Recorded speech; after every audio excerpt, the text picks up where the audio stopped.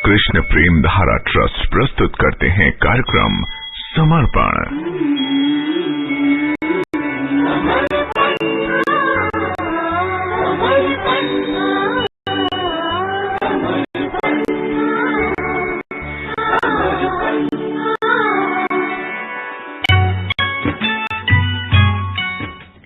कार्यक्रम समर्पण में आपके साथ हूं मैं प्रेम धारा। नमस्कार, कैसे हैं आप? देखिए, इंसान हमेशा प्रयास करता है कि उसे सुख मिले और दुखों से उसकी निवृत्ति हो जाए। दुख में कभी वो पड़ना नहीं चाहता, उसका बस चले तो दुख को वो कभी भी अपने पास ना फटकने दे। सुख ही सुख और सुख ही सुख में वो निमज्जित होता रहे। उसका पूरा प्रयास ऐसा रहता है। लेकिन फिर भी प्रयास के बावजूद भी दुख आते हैं, बहुत आते हैं। गरीब आदमी के पास आते हैं तो अमीर आदमी को भी नहीं छोड़ते। बीमार आदमी के पास आते हैं तो स्वस्थ व्यक्ति को भी नहीं छोड़ते। दुख आएंगे जरूर, किसी भी रूप में आए। आखिर दुख आते क्यों हैं? क्या इन दुखों से निकलने का कोई उपाय है? क्या शाश्वत सुख प्राप्त करने का कोई उपाय है? आइए देखते हैं हमारे शास्त्र क्या कहते हैं इस श्लोक के जरिए। तावद भयम द्रविण देह सुहृन निम्मितम शोकः स्पृहा परिभवो विपुलश्च लोभः तावन्म मेत्य सदवग्रह आर्ति मूलम यावन्न ते अंग्रीम भयम प्रवृणीत लोकः।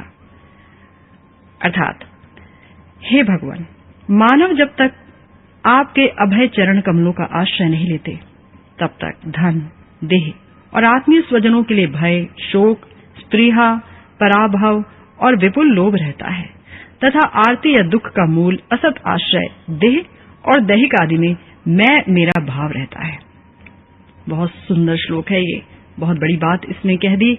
ब्रह्मा जी कह रहे हैं भगवान की स्तुति करते हुए।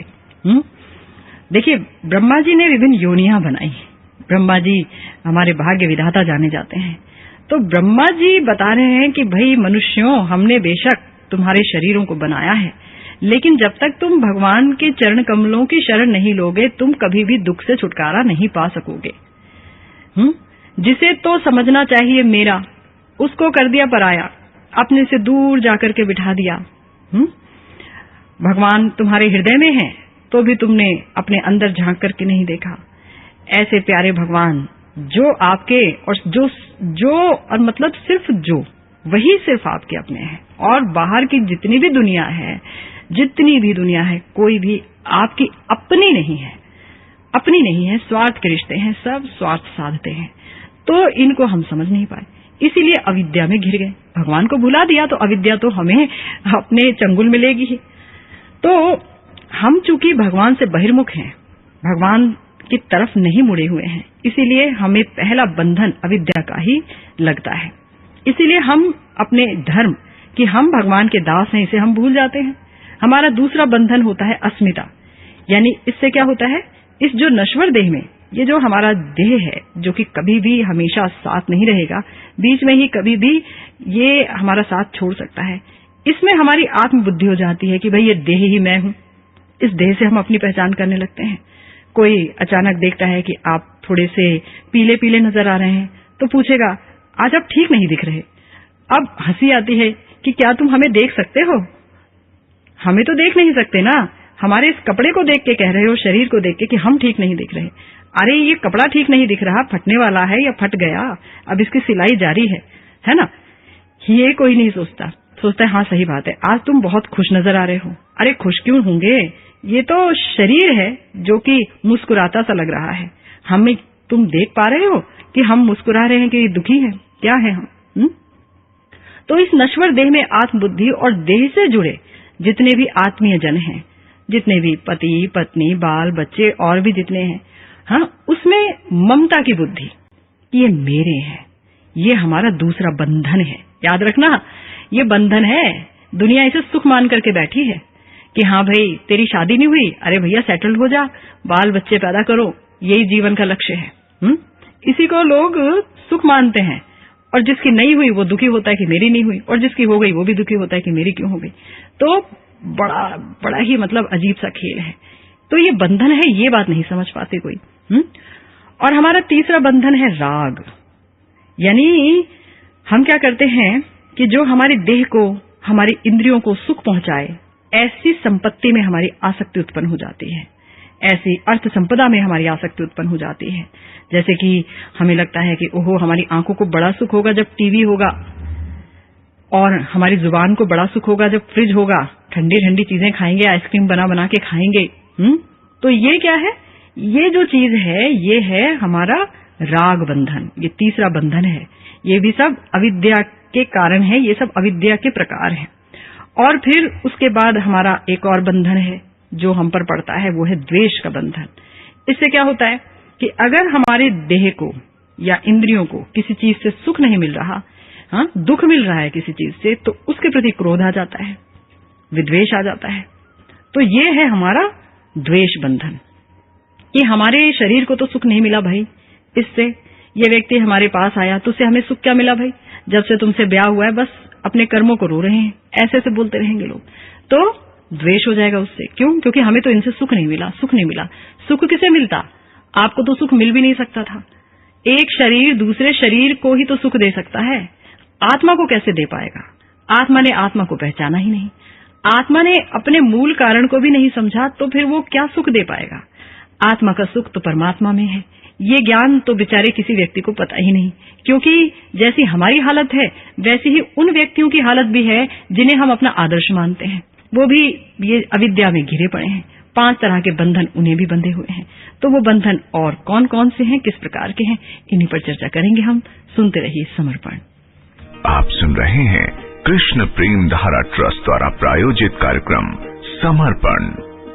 आप हमसे संपर्क कर सकते हैं इन्फो नंबर्स पर 9650164592 यानी 9650164592 9818231939 यानी 9818231939 9213414657 यानी 9213414657 और 9810397596 यानी 9810397596।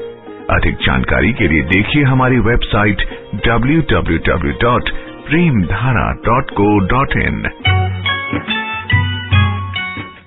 कार्यक्रम समर्पण में आपके साथ हूं मैं प्रेम धारा। हम चर्चा कर रहे हैं बहुत ही सुंदर श्लोक पर। तावद भयम द्रमे देह सुहनिमितम शोकः स्पृहा परिभवो विपुलश्च लोभः तावनम मेत्य सद्वग्रह आर्तिमूलम यावन् ते अंघ्रिम भयम प्रवृणीत लोकः। अर्थात ब्रह्मा जी भगवान की स्तुति करते हुए कह रहे हैं कि हे प्रभु, मानव जब तक आपके अभय चरण कमलों का आश्रय नहीं लेते तब तक धन, देह और आत्मीय स्वजनों के लिए भय, शोक, स्पृहा, पराभव और विपुल लोभ होता है तथा आरती या दुख का मूल असत आश्रय देह दैहिक आदि में मैं और मेरा भाव रहता है।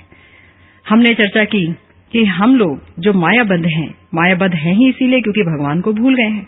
तो हमने 4 बंधनों का जिक्र किया, जिसमें से पहला रहा अविद्या, दूसरा अस्मिता और तीसरा रहा बंधन राग, चौथा बताया आपको द्वेष और 5वां बंधन है अभिनिवेश।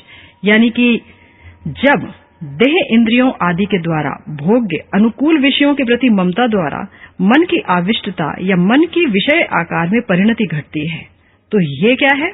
ये बहुत भयंकर बंधन है अभिनिवेश।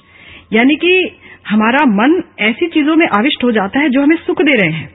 हमें लगता है ये चीज हमें सुख देगी, हमारा मन बस अब उसी की सोच रहा है। जब तक गाड़ी नहीं आई तब तक सोते जागते आदमी गाड़ी के बारे में सोच रहा है कि ऐसे गाड़ी लाऊं, कैसे गाड़ी लाऊं, आराम से बिना बस में लटके सफर करूंगा। गाड़ी को अपना लिया, ड्राइव किया और अपना पहुंच गए। बीच में अभी बहुत कुछ होगा, ट्रैफिक जैम होंगे, पेट्रोल का दाम बढ़ेगा, उसे आप अफोर्ड कर पाएंगे कि नहीं कर पाएंगे, क्या होगा क्या नहीं, पार्किंग कहाँ होगी, ये सब नहीं सोचा बीच में। बस एक ही चीज सोच रहे हैं, अरे उससे मुझे सुख मिलेगा, सुख मिलेगा। दिन रात उस गाड़ी के बारे में सोच रहे हैं। तो ये हो गया अभिनिवेश। हमें लगता है कि हमारी देह इंद्रियों को जिस चीज से सुख मिलेगा वो हमें मिल जाए। अब ये 5 प्रकार का बंधन, एक तो ये, फिर 3 तरह के ताप, अधिदैविक, अधिभौतिक और आध्यात्मिक ताप, फिर जन्म मृत्यु जरा व्याधि नामक दुख, और फिर यहां हमारे इस श्लोक में बताया कि देह, धन और आत्मीय स्वजनों के लिए भय कि कहीं धन ना खो जाए, कहीं देह ना चली जाए, कहीं हमारे आत्मीय स्वजनों में से कोई मर ना जाए, और इनके लिए शोक कि कहीं कोई मर गया या कोई पीड़ित हो गया, बीमार हो गया तो इनके लिए शोक, धन खो गया तो उनके लिए शोक, है ना, देह में कोई बीमारी आ गई तो बड़ा शोक, या स्पृहा, उनके लिए बड़ी बड़ी इच्छाएं जाग रही हैं, we are becoming ambitious for them कि अरे हमारा बच्चा ये बन जाए वो बन जाए, और उसके लिए भाग दौड़, और बहुत लोभ, हमारे अंदर खूब लोभ हो, खूब लालच हो इन लोगों के लिए कि इनको हम ये करा दें, ये मिल जाए, वहां एडमिशन मिल जाए, इस स्कूल में पढ़ा दें, और लगे हुए हैं। अरे भाई, जीवन का जो परम चरम लक्ष्य है उसे तुम बुढ़ापे के लिए छोड़ देते हो, और ये जो टेम्पररी लोग आपके जीवन में आए हैं जो आपको कुछ समय बाद छोड़ देंगे या आपको इन्हें छोड़ के जाना पड़ेगा, इन्हें पकड़ करके हम जो है ताक दिन का नाच नाचते रहते हैं सारी जिंदगी। सोचिए क्या मतलब विस्मृति है हमारी। भगवत विस्मृति के कारण ऐसा होता है कि इस शरीर के प्रति भय, शोक, स्पृहा होता है, लोभ रहता है, और जो हमारे आत्मीय स्वजन है, धन है, इनके प्रति भी हमारा यही हालत होता है। परंतु ये जो बंधन है, ये सारे बंधन एक क्षण में समाप्त हो जाते हैं जब हम भगवान के अभय चरण कमलों का आश्रय लेते हैं किसी संत व्यक्ति के नेतृत्व में, उसके मार्गदर्शन में। भगवान के चरण कमल को बोला गया है अभय प्रदायक, यानी समस्त भय से आपकी रक्षा हो जाती है। आपको चिंता नहीं करनी पड़ती इस देह का क्या होगा। भगवान ने सोच रखा है ना देह का क्या होगा। उन्हें अगर आपकी देह से अपना कार्य करवाना है तो देह ठीक चलेगी, और जिस दिन भगवान को वापस बुलाना है तो देह जो है हट जाएगी, आप चले आएंगे भगवान के पास। यदि आपको ठीक से रहना है, आपके लिए धन क्या होगा, कहां से आएगा, ये सब भगवान चिंता करते हैं, और ये बात सत्य है। क्योंकि हमारे अंदर संशय है, इसीलिए हमें परिणाम नहीं मिलते। संशय विहीन व्यक्तियों के पास जाकर के देखिए, उन्हें पता ही नहीं चलता कि कहां से उनकी रोटी आ रही है और कैसे वो जी रहे हैं। बस वो तो बिल्कुल बिना रुके, एक क्षण भी आराम किए बगैर वो सिर्फ भगवान का गुणगान करने में लगे रहते हैं। तो ऐसे व्यक्ति कहां से भयभीत होंगे। ना उन्हें अपने स्वजनों के लिए कोई दुख होता, क्योंकि उन्हें पता है कि मेरा एक ही स्वजन है, यानी जो मेरा अपना है, ऐसा व्यक्ति, ऐसा परम पुरुष सिर्फ भगवान, वही मेरे अपने हैं। ये बात अच्छी तरह से उनके अंदर कूट कूट के भरी रहती है। इसीलिए हमें यहाँ पर सलाह दी गई है कि अगर हम अपने प्यारे भगवान के अभय चरण कमलों का आश्रय ले लेंगे तो फिर मैं और मेरा के भाव से भी जल्दी ही हमें छुट्टी मिल जाएगी, और भगवान ही मेरे हो जाएंगे और मैं भगवान का दास हो पाऊंगा। बस ये चीज एकदम जो है निश्चित हो जाएगी हमारे जीवन में, और ऐसी निश्चितता हमारे जीवन में सच में आए, इसकी जरूरत है। बस इसी की शुभकामना आपके लिए और अपने लिए करते हुए मैं प्रेम धारा आपसे लेती हूं इजाजत। कीजिए स्वीकार मेरा नमस्कार।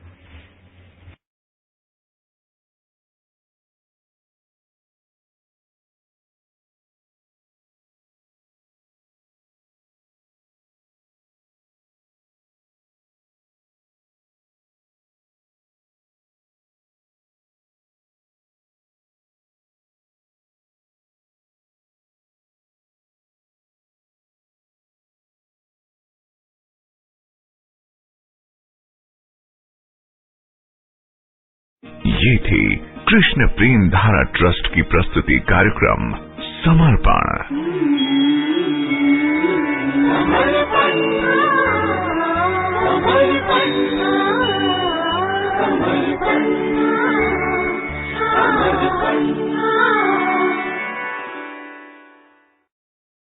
आप सुनने जा रहे हैं कृष्ण प्रेम धारा ट्रस्ट द्वारा प्रायोजित कार्यक्रम अर्पण।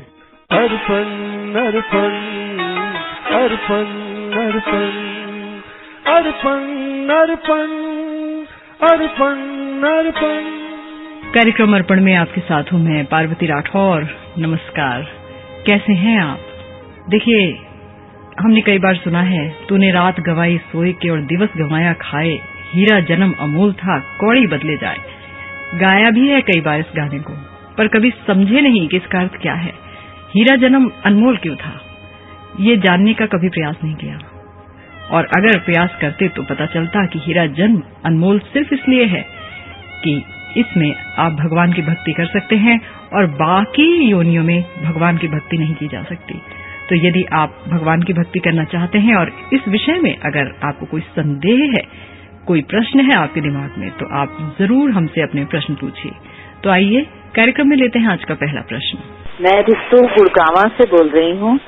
मेरा प्रश्न यह है कि मैं बहुत ही भगवान को मानती हूँ, बहुत पूजा करती हूँ, भगवान में बहुत विश्वास रखती हूँ और बहुत अपनी तरफ जितना संभव हो सकता है उतना दान पुण्य भी सब करती हूँ। लेकिन फिर भी मेरे साथ कुछ ऐसा हुआ कि मैंने अपने बेटे की शादी की बहुत धूमधाम से, बहुत अच्छे तरीके से, लेकिन वो बहू हमारे साथ एडजस्ट नहीं कर सकी और अपने घर चली गई। अब मैं बहुत परेशान रहती हूँ दिन रात। ये भगवान जो है वो भक्तों की परीक्षा ही क्यों लेते हैं, उन्हीं पर ही क्यों मुश्किलें आती हैं, ऐसा क्यों होता है? जो अच्छे लोग जो लोग कुछ भी नहीं करते वो सुखी रहते हैं, और जो भगवान को इतना मानते हैं, विश्वास करते हैं, उनके साथ ही।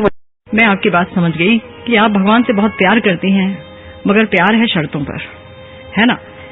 ये वो समीकरण है कि देखो भाई भगवान, तुम अगर मेरी जिंदगी में सब कुछ ठीक रखोगे तो तुम प्यार के काबिल हो, और अगर कहीं से भी कुछ गड़बड़ आने पाई ना, चाहे वो मेरे अपने कर्मों के मुताबिक हो या हमारा जो परिवार है उसका जो कलेक्टिव कर्म है उसके मुताबिक हो, अगर कहीं से कोई मुसीबत आई, कहीं से कुछ भी हुआ, तो फिर तो ना देखना, प्रेम व्रेम कुछ नहीं, आप पर ही सवालिया निशान लगा दिए जाएंगे।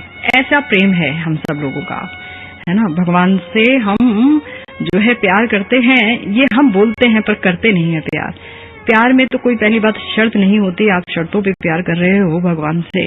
फिर उसके बाद अब आपकी बहू आई, फिर अपने घर चली गई, तो अच्छा है, आई तो अब अपने घर ही तो गई, कहीं इधर उधर थोड़ी ना गई, अपने घर गई है तो बैठे रहने दो, क्या समस्या है? बहू आपकी आई, यानी कि आपने पहली बात तो अपने शरीर को ही सब कुछ समझ लिया, फिर अपने बेटे को और भी सब कुछ समझ लिया कि मेरा बेटा, और मैंने ब्याह किया अपने बेटे का, और फिर उसकी जो पत्नी हो ऐसी होनी चाहिए थी, वो ऐसी क्यों नहीं निकली, वहां क्यों चली गई? ये सब माया के चंगुल हैं, ये माया के फंदे हैं जिसमें आप फंसे पड़े हो।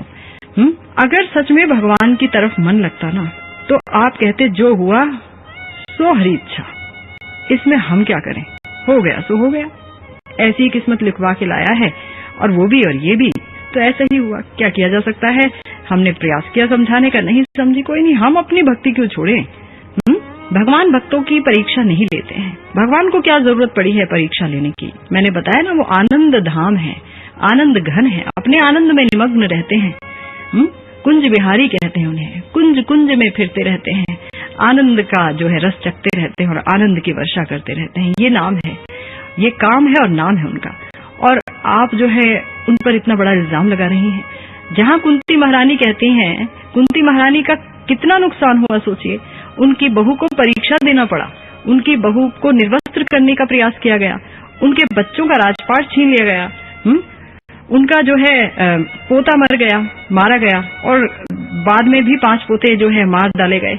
कितने कितने नुकसानों को सहा कुंती महारानी ने, फिर भी एक शब्द निकलता है, एक श्लोक निकलता है उनके मुंह से बारंबार, विविधा संतुतः शाश्वत तत्र तत्र जगत गुरो भवतो दर्शनम यत् स्याद अपुनर्भव दर्शनम, कि प्रभु मुझे और विपदा देना, क्योंकि विपदा का ही अर्थ है तुम्हें याद करना, और जब इंसान तुम्हें याद करता है तो फिर वो दोबारा इस भव सागर में नहीं आता, क्योंकि इस बार तो मुसीबतें आ गई, ठीक है आ गई, आपको याद किया, आपने इसे छुटकारा दिला दिया और अपने चरणों की भक्ति दे दी, है ना?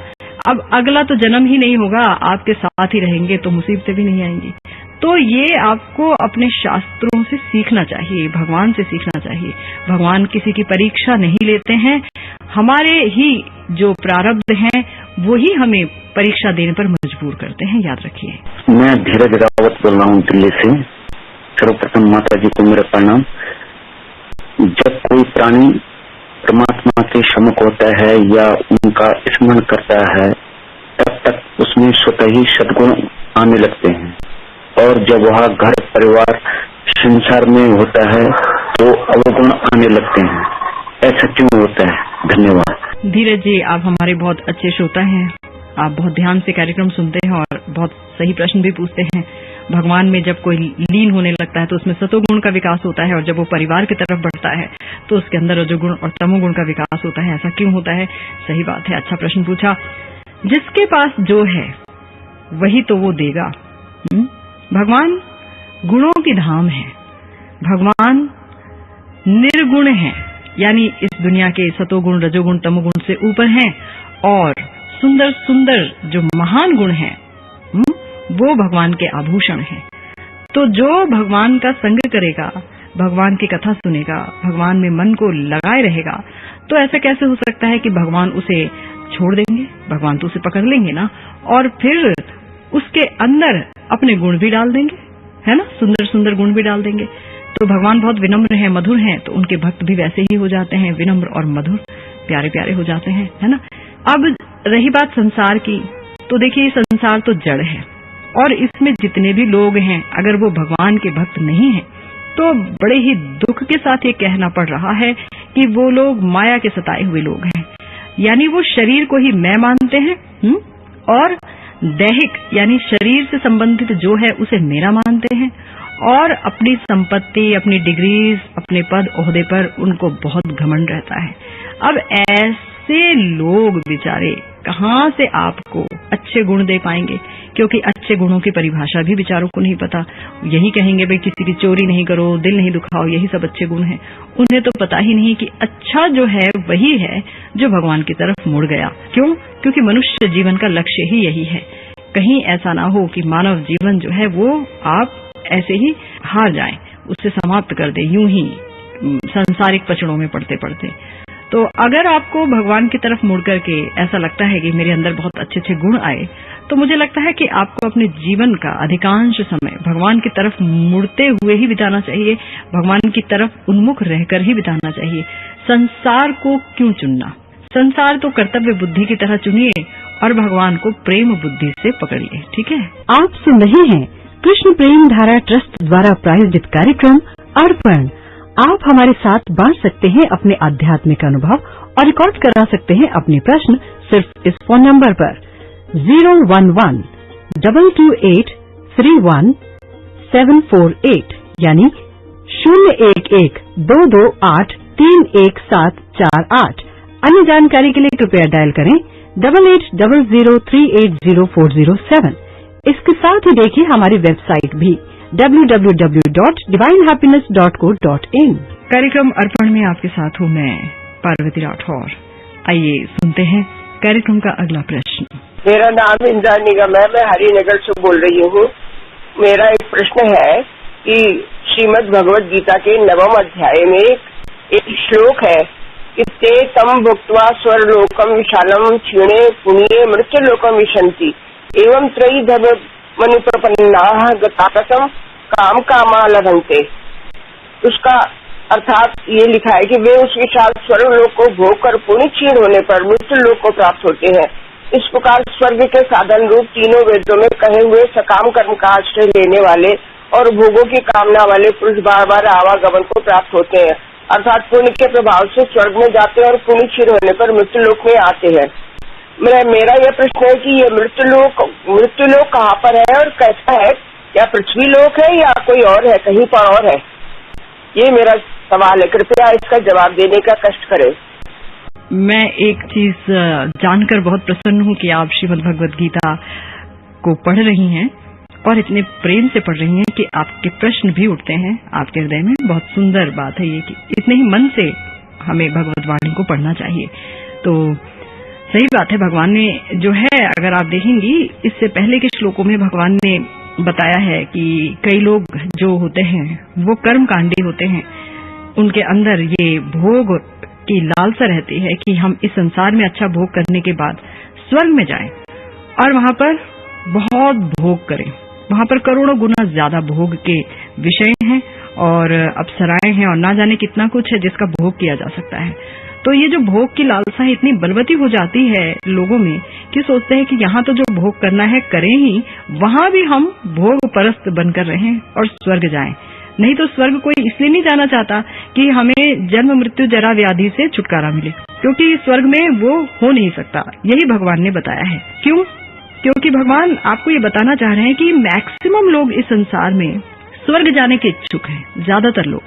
अगर आप देखते हैं तो कहीं कोई मर जाता है तो क्या लिखता है उसके नाम के आगे, स्वर्गवासी सो एंड सो, स्वर्गवासी मिस्टर सो एंड सो। बताइए, स्वर्गवासी कि वो स्वर्ग गए होंगे। बेचारों को पता ही नहीं है कि स्वर्ग जाकर भी वापस आना पड़ता है। अगर आपके पुण्य क्षीण हो गए, समाप्त हो गए, तो स्वर्ग जाके वापस आना पड़ेगा। तो ऐसी जगह तो हम अपने नियर एंड डियर वंस को भेजना नहीं चाहेंगे ना, जहां से कि वापस आना पड़े। और ये मृत्यु लोक तो ये पृथ्वी लोक ही तो है, जहां पर आप देख रही हैं हर समय कोई ना कोई मरता है। कभी कोई कीड़ा मर गया, कभी कोई जानवर मर गया, कभी इंसान मर गया, मरता ही रहता है। अगर इस पर कोई कंफ्यूजन हो, संदेह हो, तो न्यूज़पेपर उठा के देख लो। न्यूज़पेपर में आपको सबसे ज्यादा मरने की ही खबर दिखाई देंगी।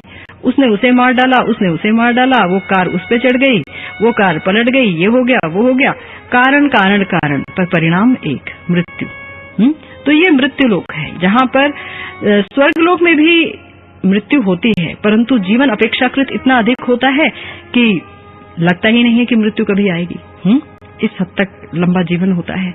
और यहाँ पर भी मृत्यु है, पर यहाँ पर जो जीवन है वो फ्लैश की तरह होता है। लाइटनिंग का जो फ्लैश है, बिजली की जो चमक है, उस तरीके का यहाँ का जीवन है। यानी कि पानी केरा बुदबुदा, बुलबुले का जितना जीवन है ना, तो देवताओं के जीवन की तुलना में हम लोगों का जीवन बस उतना ही है, ज्यादा नहीं है। इसीलिए बोला जाता है, भगवान ने कहा है कि भाई स्वर्ग जाने की आकांक्षाओं को त्याग दो, ऐसे कर्म कांडों को, ऐसे यज्ञों को त्याग दो जो तुम्हें स्वर्ग ले जाए।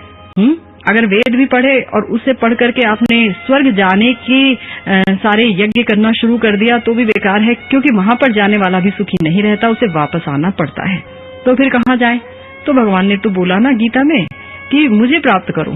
क्यों? क्योंकि मामुपेत्य तु कौन्तेय पुनर्जन्म न विद्यते, मुझे ही प्राप्त करके आपका दोबारा जन्म नहीं होगा, सिर्फ मुझे। हाँ, अपने धाम के बारे में भी जानकारी दे दी कि जो मेरा धाम है वो ऐसा है, यद गत्वा न निवर्तन्ते तद धामम परमम मम, है ना, जहां जाकर कोई वापस नहीं आता, ऐसा मेरा परम धाम है। तो यानी कि स्वर्ग भगवान का परम धाम नहीं है। ये इत्तला, ये इन्फॉर्मेशन, ये मैसेज भगवान दे रहे हैं आपको। हाँ, तो इसीलिए हम जब कहते हैं ना कि फला फला स्वर्गवासी हो गया, तो ये हमारी अज्ञानता का ही परिचायक है। हम नहीं जानते इससे ज्यादा।